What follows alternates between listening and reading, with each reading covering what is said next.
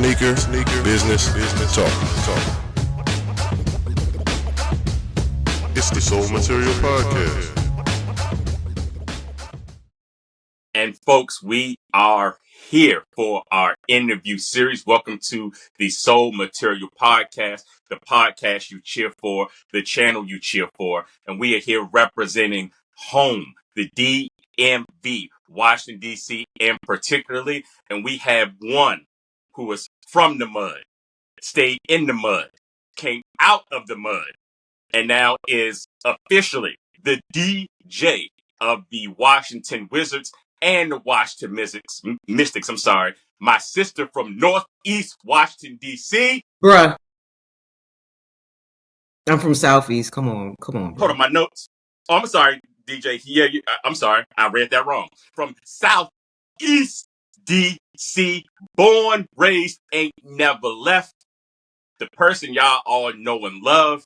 It is DJ Heat from Washington, D.C. Welcome to the Soul Material Podcast. You guys are in for a serious treat. I know you guys know the DJ Heat of now, but I knew the Nicole Mosley of old. We're going to take it way back to the beginning and show you guys how from the grassroots to now, I'm talking about from a mud to a rose, where DJ Heat has evolved. It has not been luck at all. It has been her work ethic, her consistency, and she's been a part of the sneaker game since the day one. 80s baby, 90s teen, DJ Heat, welcome. Me and my partner, T-Mark the Street Shark, welcome you here to the Soul Material Podcast. It is a pleasure. I drank to that. Yes, indeed. Oh, now with the intro, except that whole Northeast part, because, you know, I'm South Side all day, born and raised, Southeast, Southeast. You know how we do. Nice.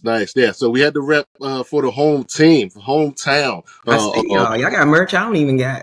Oh, yeah. You know, again, we stay locked in, you know, from the beginning. Soul Material Podcast, we link up with we're synced up to our home team sports. That's where we get the channel you cheer for, the moniker over there. And now it's time for some sneaker business talk, like we like to do here on the Soul Material Podcast. So let's just dive in to the discussion. So first question, you know, there's a reason why you're here. You got the style, you got the flavor. You've been in the game with us. You had to be there before the social media. So just tell us a little bit about your passion for the sneaker game, and you know, some childhood influences. You know, growing up in DC. Where's it all? Tell us the origin story of the passion for the sneaker game. Oh man, the origin story is probably a little bit later in life than most people, because it actually didn't start till like after college, and because that's when I started working at Finish Line. So like coming up, I was very frugal when it came to sneakers, because I knew, you know, I was being raised by a single mother. And I knew, you know how that is, you know, single mother growing up Southeast and, you know, trying to make, you know, ends meet. It's funny how every time we went back to school shopping, I would only get like 2 pairs of shoes during the school year. So like the beginning of the school year and probably, of course, you know, like Easter. That time, you know, we always got to get Easter ready. And I was like, I never want my shoes to be over $50. That's not something that my mom told me. That's something that I like set for myself to help her out. So it was always getting like, you know, the regular, whatever name, plain black Nikes. That was just me every year. I would just get a plain black pair of Nikes that was $50 or less. And that lasted all the way through like high school and even in college. Like I had recollections of when I was a kid, when I knew, as I realize now, that they were Jordan releases. So I would know that at certain times it was like everybody was wearing like the same shoe. Like the one that stood out to me the most was like the Aqua 8s when they came out. Cause I was like, man, and I thought they were so cool. I was like, man, everybody's wearing this same looking shoe. I'm like, dang, like it's popular. And I think what else, like the fours, the cement fours when they came out. So I mentioned those two because I ended up having like the Payless version of both of those. XJ900s. XJ900s. I remember I got See, You already teased. know the Aqua XJ900s were hotter in the street in DC than the actual Jordan Aquas. Listen, they were so because I remember like so with the Cement Fours when like I think my grandmother had bought me like the Payless version of those, and I remember wearing them to school again because I didn't know anything about Jordan, so I didn't know that Payless was selling like their own, versions of what popular Jordan was out. So people was like at first they saying my shoes, I'm wearing them to school. And it's like and then they look closer and then they see the XJ900, and like I didn't know what that meant. Like I was like embarrassed like to wear it in school again because I was getting teased for it. I was like happy to wear like a pair of shoes that my grandmother had bought me. Like again, 'cause I wasn't aware of the sneaker game. And then even like fast forward to when the Aqua 8s came out, and it's funny that you mentioned that the Payless version um was just as popular. So I remember buying the Payless version with my own money. It's because like I was on the basketball team at McKinley Tech for like my junior year. Like that's the only year that I was on the basketball team. And I was like, Dang, I need basketball shoes. But it ain't like again, I wasn't into sneakers like that, and I was still all about okay, I'm gonna be frugal with it. So I was like, man, I'm just gonna go to Payless and get some shoes to ball in, for this basketball season. And I ended up getting those Payless versions of the Aqua 8s. And I didn't get teased about it. like I did, in elementary school when I'm wearing, the XJ 900 cement fours, because I guess, people were like you said that Aqua 8 version from Payless was popular. So I remember wearing that. So yeah, even like through college even into sneakers like that. But, after I graduated college, it's tough to find a job in your industry right away, especially like I would. This sounds old and dated now that I say it. I went to college for radio, man. In the age of podcasts, Mhm. I like that. I really went to school. I really went to college for radio, so it was tough to get a job like that. So I was like, I ended up applying with Finish Line. I became a manager trainee, and that's when I started like paying attention to sneakers and sneaker cultures, and it became like I tell people like the same way that I dove into hip hop culture when I first learned about hip hop. It's the same way I dove into sneaker culture. It's because I wanted to be educated about it. Like I wanted to, help out, customers and let them know and, tell them release dates and let them know about a sneaker. And so that's what it started. Like it really took me working at Finish Line and like buying like my first pair of Jordans, I think was like the cool gray nines. So And Nick, that experience, you mind taking a couple minutes because you were at a location that historically was probably at the time you were there, sneaker history wise, probably one of the most popular locations with every release, everything that came out. First Physics, first like really true run of retros. And you know how we did with the Bacons, with the up tempos, like everything was just popping at the time. So how did mm, you expand as far as not only your knowledge but your patience? Because you was in the hood for real, one of the most popular locations, and y'all got every release, y'all got everything at that location. we did. So I started off at Forestville Mall. So when I first started working at Finish Line, I ended up working at several other stores as well, being relocated. I worked at Laurel Mall, Landmark Mall. I feel like I'm missing some other malls, and bouncing back to Forestville as well. But the majority of my time with Finish Line was at Forestville Mall. And yeah, like you said, I didn't realize, I guess because, I'm from the area.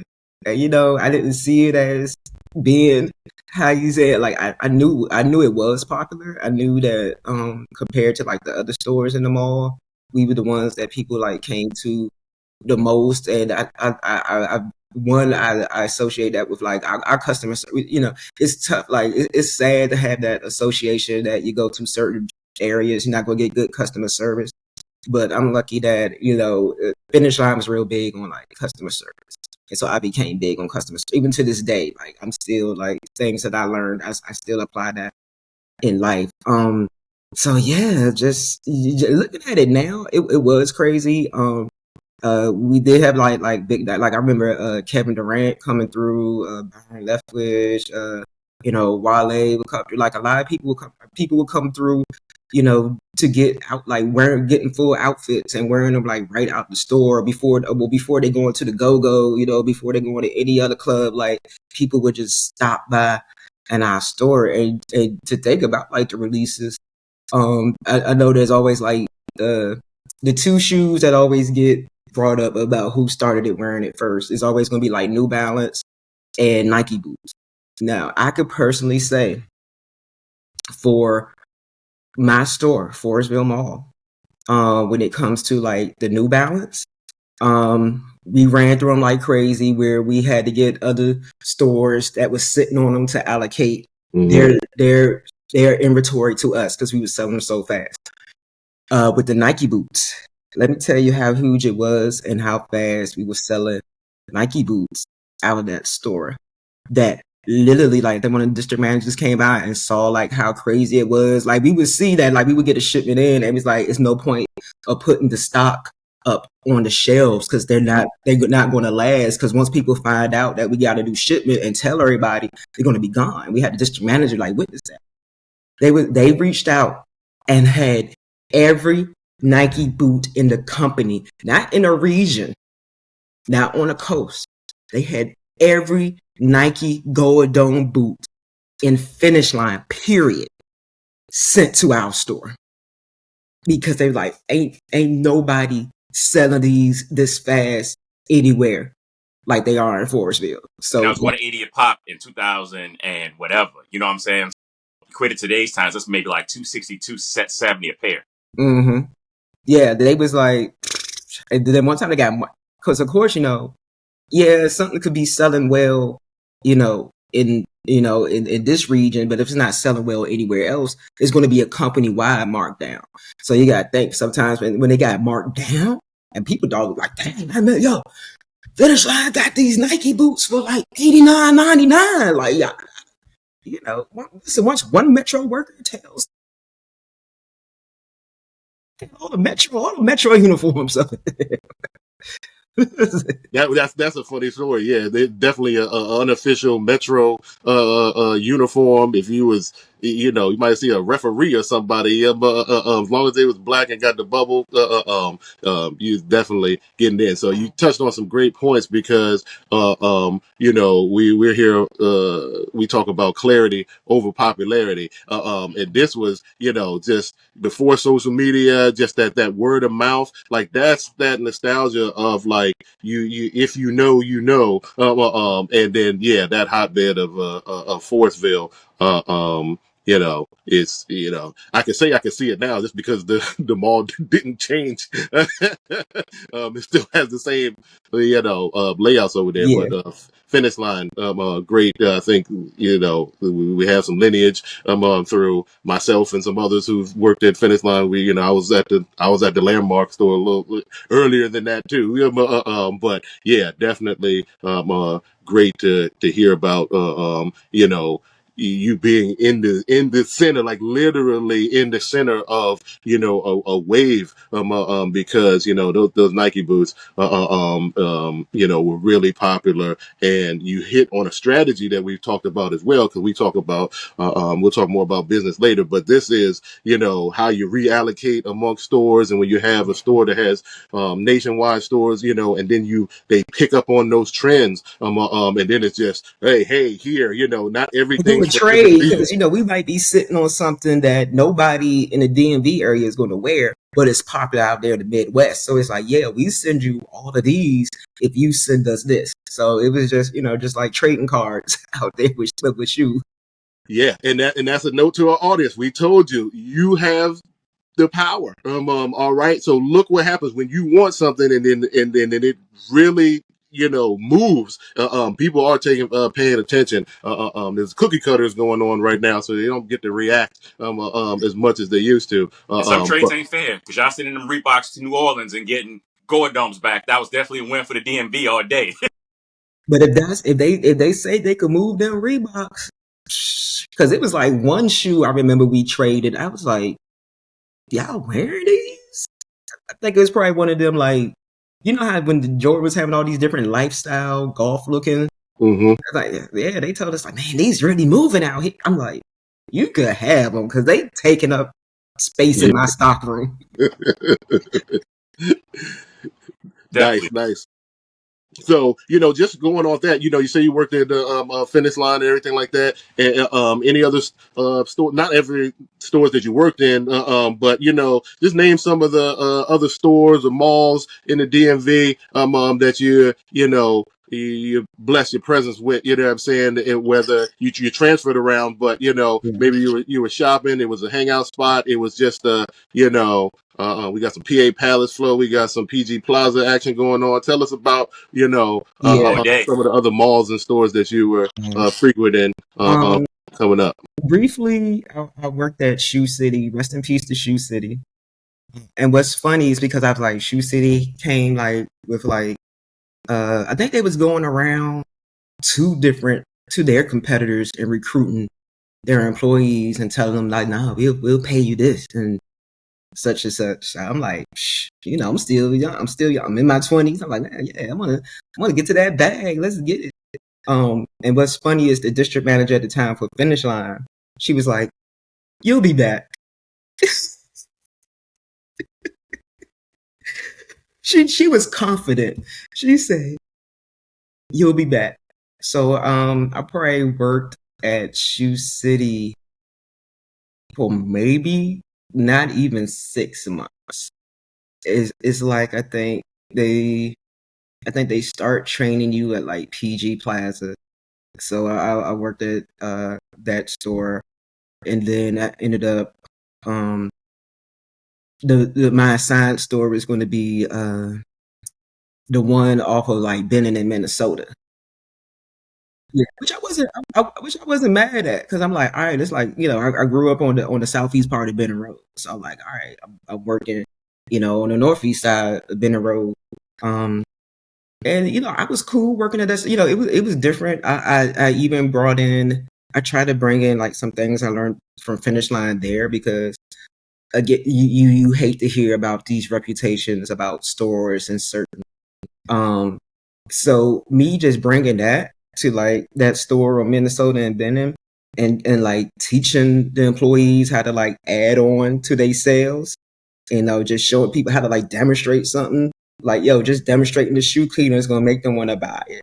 And so, yeah, numbers did, and that actual manager, he was happy that he had somebody like, listen, that man, like his employees told me that he was like working like crazy all the time. Like he didn't have an assistant manager. He was basically there every day, open and close. Listen, that man was relieved to have me there because he was like, man, I get to go. He loves fishing.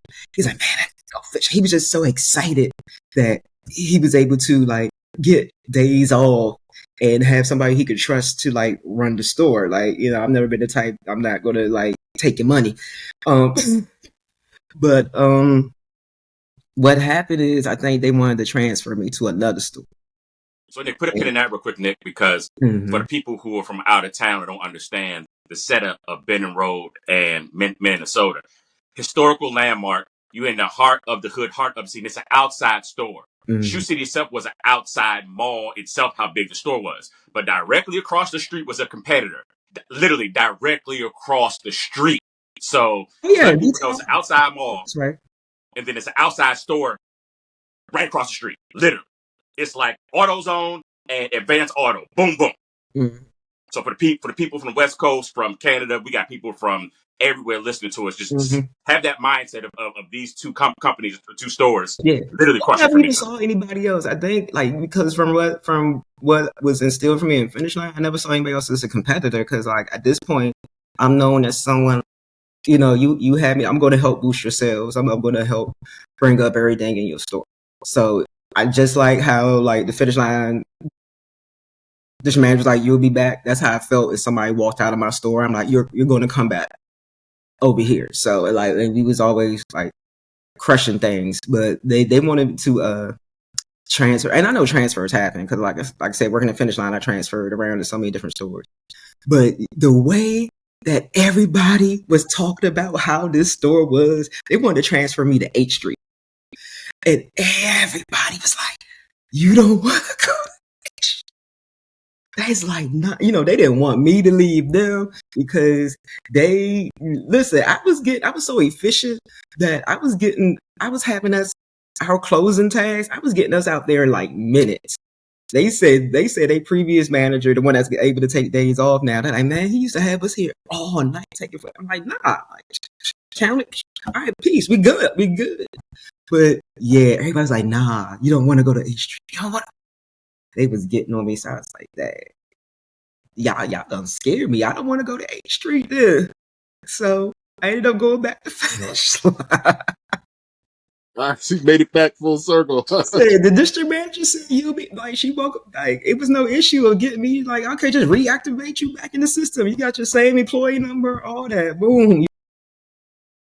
Nice. Yeah, you're touching on so many things that, we have a whole episode just to talk about the retail experience, what it was like back in the day and now. And a key point is, the knowledge and the customer base, just having those store managers that had that relationship with the community. It's almost like, the new sneakerheads and the new consumers of the market, they're not even seeking those type of relationships. It's so transactional, and then so the relationship of the plug and the connect and those type of things, those have totally changed over time. And it's just like, we removed the human element of the camaraderie, of the respect. It sounds like you take a lot of pride in just owning the knowledge and being a resource for the community. And then that's why people come back and your repeat customers, and they feel they walk away with an experience. They walk away with like that loop closed on, like, yeah, when I go by this store, they take care of me. And then all of a sudden it's a it's that version of a VIP experience. And I think that's some of the lost art that's missing. So it's great and refreshing to just hear those stories again and really bring that back to life. So what are your views on just the DMV sneaker scene? Because had great relationships with in your day with the customer levels, but now you've seen it evolve.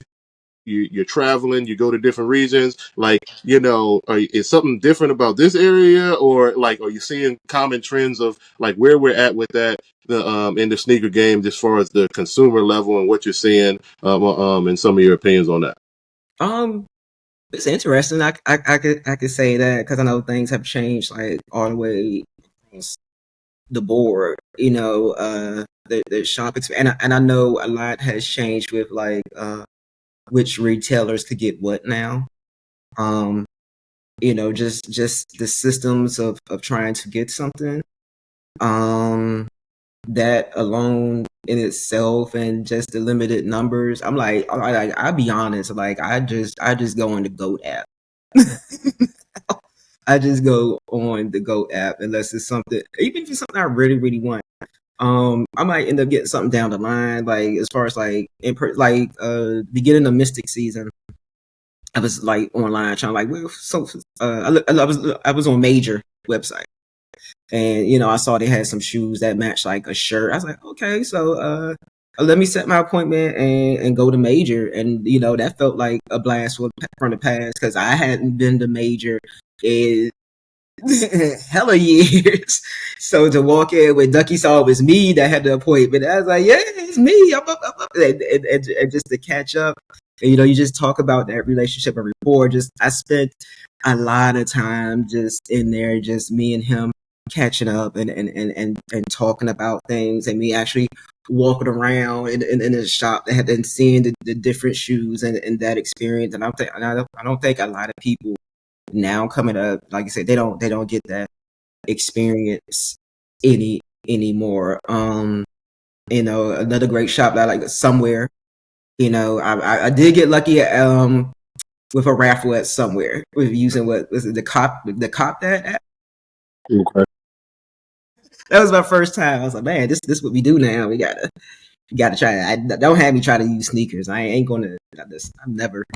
Yeah, raffles have come their own thing, and we've documented some of that too. So Yeah. So one thing that I can say when to like compare things to like the DMV scene, it's crazy to see the more national acceptance of New Balance.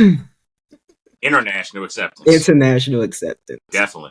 of New Balance is wild. And in particular, I trusty grade, whatever model that you want to rock in grade that you prefer, to see like other people wearing. I know at some point Philly tried to claim that they started it or something. I'm like, come on. Nah, it's here. No, listen, go. The OG hustlers in the club rocking Tyson fights in Vegas. Yeah, so to see that, and how New Balance is doing great off of that, how they're coming out with so many different color, and how they've expanded because they blown up so much. I'm sure they probably never saw it coming, but that's another thing that makes it tough. Like, it's so many. This is the wildest trend. I think the youngins are off of it now. So probably like 2 summers ago or something. Asics running shoes. Yeah, Bruh. yeah, we was doing it. The gel lights, we was getting it. DJ Heat, I remember going to Andrews Air Force Base Mm-hmm. and getting my Asics from there in school and getting clowned. And I wish I had that pair now, because I'm like, that pair I saw online go for $800-900 as is. Youngins rocking Asics like they Balenciagas. That's how they treat them. Yeah. I was like, ain't no way. Ain't no way. And it just made me think about Montgomery Mall. That's one of the other malls I worked at too. So, Montgomery Mall, different clientele, different demographics, different, income out there. So I'm selling a lot of technical running shoes. And, that's another part of my knowledge I had to learn more about, overpronation, underpronation, you're flat-footed. So I'm thinking about, man, these sneakers that I sold to these runners in Potomac, Bethesda. Mm-hmm. You mean to tell me these youngins are rocking these Asics running shoes for fashion? I'm paying double for them. Yeah, happy. That was the most shocking trend to me. And that I still, like I said, I think they're off of it now. I'm not sure what they're rocking now. They look like they're going back to wearing like Barclays and stuff, and Yeah, it's trending down, but because the designer brands keep modeling their models after this, that's what's keeping it going. That the Balenciagas, their designs look like ASIC, so now it's like the ASIC is a takedown of the designer, and we're blurring all the lines now. You know what I mean? So that's how I know. yeah. I'm old. I'm like, I'm still. Look, I'm a big retro 3 lover. I had so many pair of 3s. I'm like, I'll just stick to my 3s because I can't keep up with what's trendy, because like, just because this is trendy now. 2 weeks later, y'all be like, oh, why you like? Nah, I'll stick with retro. So DJ Heat, really quick, so you just mentioned being an OG. I'm not calling this old. I'm calling you an OG. Just really quick, man, let the people know back in our day how magazines and catalogs, Slam, East Bay, for example, how they impacted your love for the shoe game growing up. So I know you said Joe Grassroots is a little bit different. We got those catalogs for free in the mail. If we didn't get them, grandma got them. So you remember that era. How did that influence you a little bit? Man, it was huge. I think even once in a while, like Jordan came out with a magazine. A few of them that was like exclusive that they would like send to shops, because you go to the store, be like, oh man, we got this new magazine, and it was big because it helped me. So that helped me to like promote to our customer base as well. Like I'm printing out this stuff. I'm trying to photocopy. So I think I remember I did that when I was at Forestville. I ended up making like a little book of upcoming releases, and just showing them to people that's coming in. Like, especially if I knew that we getting them, like, yo, look at this shoe. Like, yeah, you gonna get this. You want this magazine? But like, listen, East Bay was the GOAT. East Bay is when I even when though I wasn't into like sneakers into like college, I've always been a big sports lover since I was a kid. So East Bay is where I got my first basketball jersey. East Bay is where I first got my football jerseys. I remember my first basketball jersey It was a Georgetown jersey. Like I got that when I was in 6th grade. My first football jersey was a Barry Sanders jersey. So like or just circular stuff. Yep. Or Yep. taking it to school. Listen, I was known as like the magazine queen in school.